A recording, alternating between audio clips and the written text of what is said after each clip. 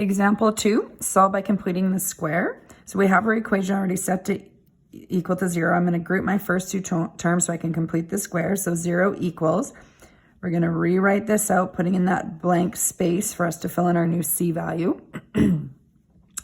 To find the c value, you're going to take the b value divided by 2, or right here, 4. So negative 4 divided by 2, you're going to get negative 2. Negative 2 squared, you're going to get 4. So you add 4 here, which means you subtract 4, excuse me, from the other side. Now we're going to write this as the square of the binomial. So x minus 2 squared, you just simply square root that. Keep in mind the signs, the first sign will be the same sign here. Plus 2 minus 4 gives you negative 2. All you've done is completed the square there. Now you're in the step where you're going to start solving. In fact, some of the questions in your homework are going to start off with it either in this form or moving the 2 to the other side here. I believe the first set of questions actually start off like this. So they've done this steps for you, and you're just going to now start by square rooting both sides. So you're going to square root this side. Square root of 2, it's not a perfect square. You can't simplify it, so you're just going to leave it as plus or minus root 2 equals x minus 2.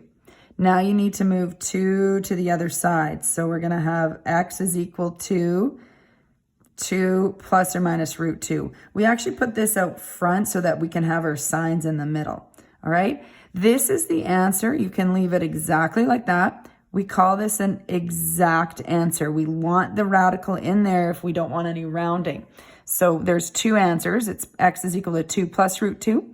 And x is equal to 2 minus root 2. Now, if you were asked for the approximate answers, that's exactly how you're going to put it into your calculator. So x would equal to 2 plus root 2. So I've got my calculator here.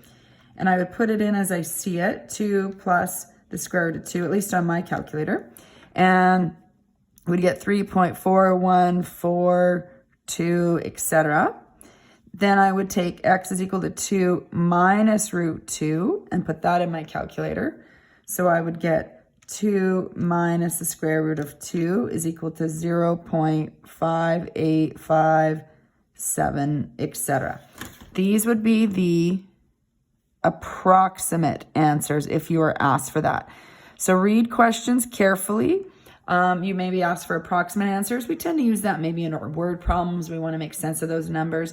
Otherwise, we most likely will leave our answers as exact.